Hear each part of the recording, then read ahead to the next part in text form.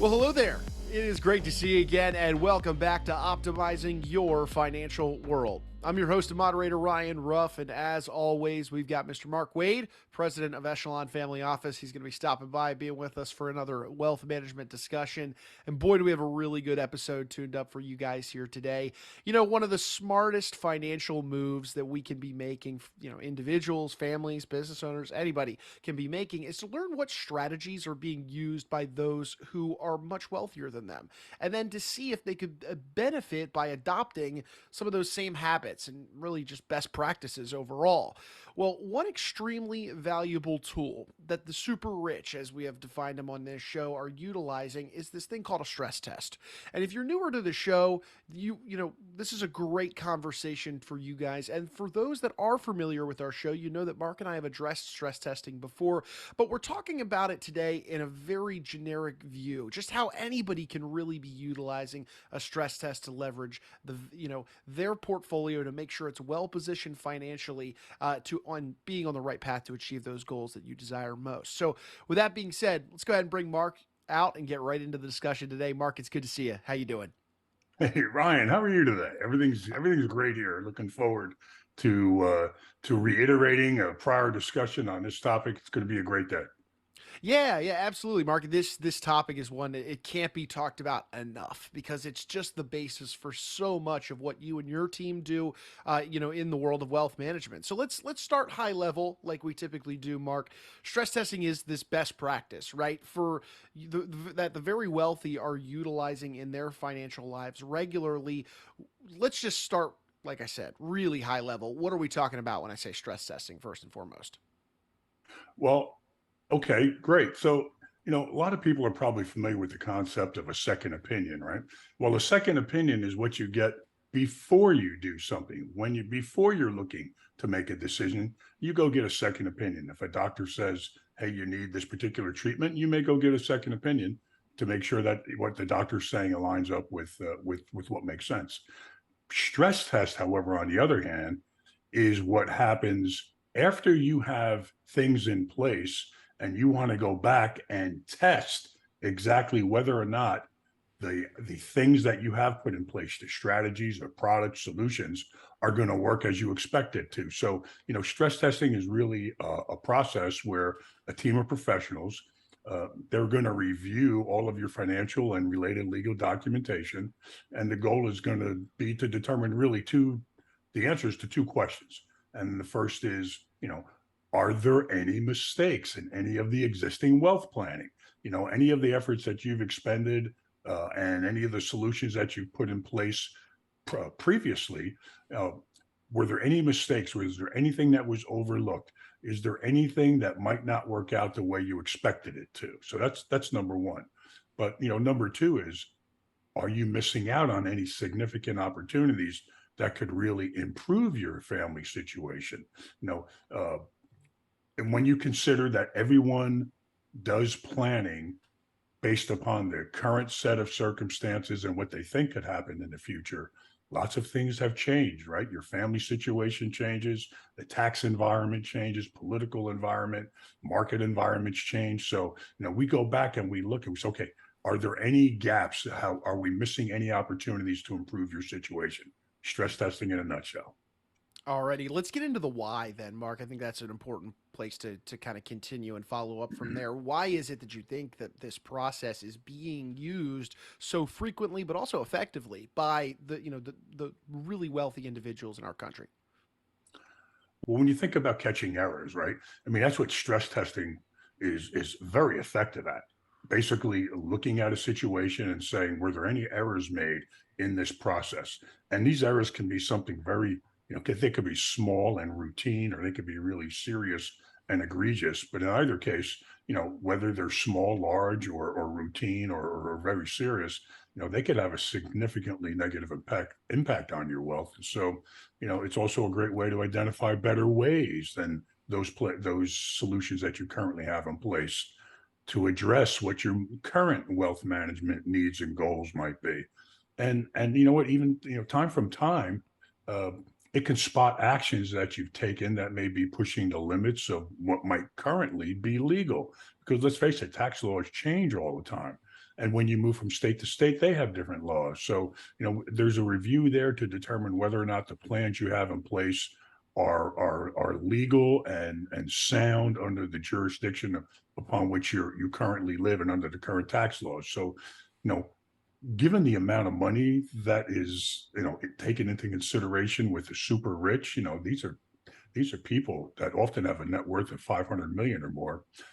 They are very interested in discovering whether any of these conditions that we've talked about already are present in their lives or in their planning and could have a negative impact. Roger that, Mark. And my next question is kind of more of a point of clarification for our audience. I mean, that's great for the super rich, Mark, but so many of us out there don't have anywhere close to 500 million in net worth. Would you say then, to that point, is stress testing something that's just reserved only for the extremely wealthy? Wow, thanks for bringing that up, Ryan. Yeah, I did mention 500 million, didn't I? Yeah, the super wealthy, those people that have $500 million estates, and net worth, while stress tested did originate among the group, that particular group of the super wealthy, it's become way more popular and it's becoming very much a part of the lives of individuals and families of all levels of affluence, all levels of net worth. And it's becoming a bigger part of what we as elite wealth managers do on a day-to-day basis. We're the ones who are looking to help our clients make smart, comprehensive, holistic financial decisions. And it's really a best practice that makes a lot of sense, and a lot more of us are able to engage uh, in today than ever before because of the economies of scale. So yeah, Mm-hmm. absolutely, it's for many people. Sure. So in that same vein, then, if it is for many people, Mark, is the stress testing process and the outcome of it for somebody with $500 million, is that the same thing as maybe somebody who has a lot less in terms of their portfolio? That's a nice progression. Yeah. Yeah. Actually, the complexity of whatever process we use, it always depends on the financial complexity of the person who's having the stress test done, right? So it's application specific to the size of somebody's net worth and estate. But beyond that, we do see a major difference between the stress testing actions of the super rich and those with less wealth. And I'm going to say, generally speaking, the stress tests conducted for the super rich, believe it or not, they tend to uncover fewer errors simply because there are so many more professionals who are working, on their behalf. Okay. And also, fewer opportunities for improvement compared to others. However, when problems are identified, the super rich is, what they're in their wealth plan, they tend to be really severe. They tend to be very large. And these errors, can often have an extremely destructive effect on family wealth and their business interests. So, fewer for the super affluent, but they tend to be significantly large when we find them. Mm-hmm. Good point there, Mark. And so to kind of to put it another way, what I'm hearing is you tend to find both more errors and more opportunities when you're stress testing wealth plans for people with, let's say, 2 million or 10 million, even, as opposed to the 500 million that we were just talking about. Hey, Ryan, that's absolutely correct. There are usually more financial issues to correct, and along with more ways that these financial situations can be strengthened with better solutions and strategies than they current have. So yeah, there are more errors that we find in the uh, outside of the super rich families, in the average, like you're saying, the $2 to $10 million net worth or $2 to $10 million worth of assets. We find more situations that can be corrected, and there are also way more opportunities to correct them with different solutions. So it's also true that these errors tend to be relatively less severe than those among the super rich, and the problems aren't likely to totally destroy all of the family wealth, although the problems that these errors create can be, have some really bad consequences. Sure. So Mark, I want to kind of get in the weeds of this a little bit. Could you give me some examples of maybe the types of issues that might arise as a result of somebody going through a stress test? Yeah, the issues run the gamut, from mildly problematic to where, just a little bit of refinement or a little bit of tweaking can get the desired results to those that are more complicated and more concerning. You know, the stress testing process, for example, can uncover how a simple switch from a method of accounting can help a client defer some really large tax bills or accelerate deductions to lower high tax bills, right? So, just changing the method upon which you do your accounting can have a huge impact.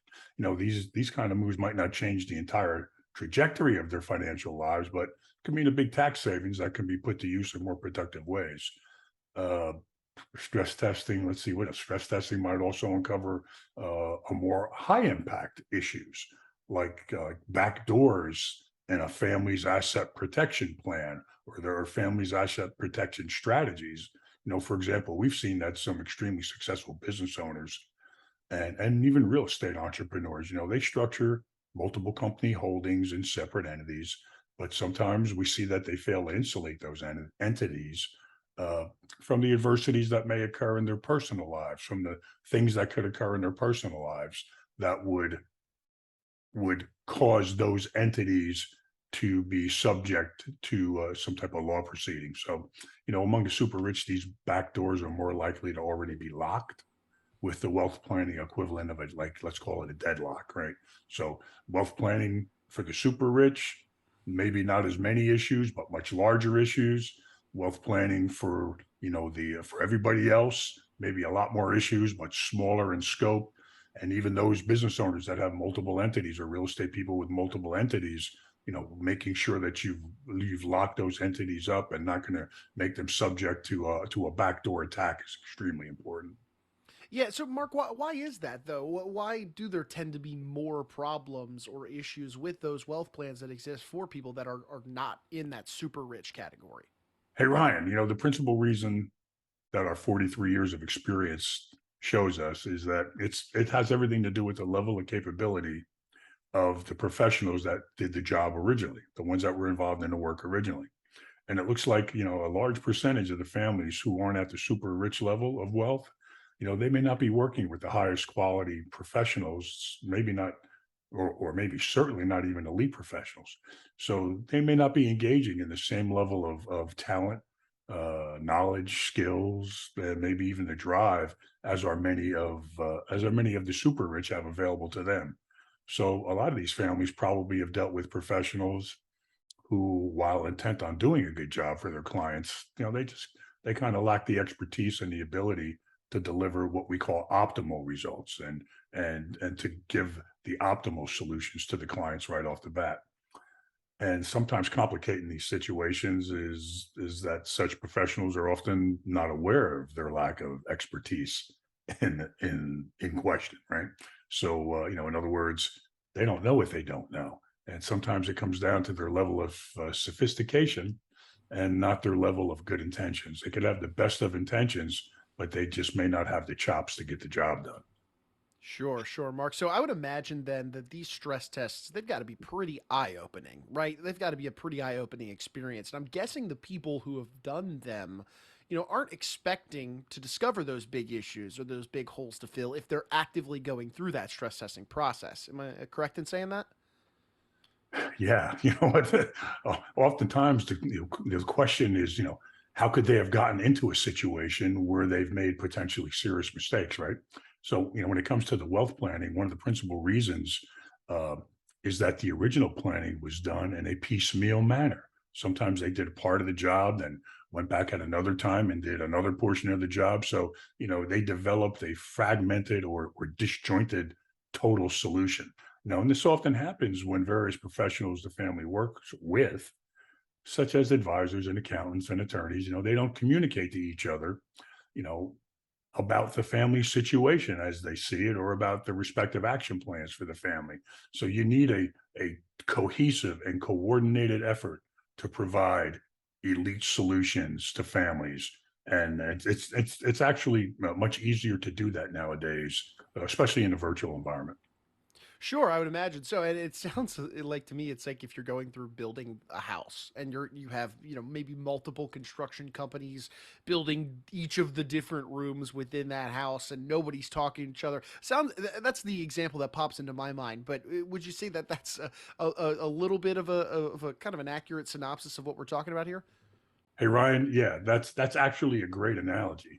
Now, even if all the construction companies involved in a project are top notch, there's a very strong possibility that the completed house is going to have some structural problems if they didn't coordinate their efforts, if they all weren't on the same page at the same time. So, an incremental approach like we're talking about where the problems occur, you know, far too often it happens in the wealth planning process too. It's common to see a wealthy couple, set up trusts for their children with one lawyer. Then later, maybe they have a charitable trust and private foundation with another lawyer. Then a few years later, they do some estate planning with a third lawyer, or they update their estate planning with a third lawyer. And, and that guy creates several more trusts or maybe some partnerships. And that's when a stress test might reveal that all the different trusts are actually not are working together, and in fact they may be working against the wishes of the couple to some degree. So it's all of that coordination with all of the people involved in the project.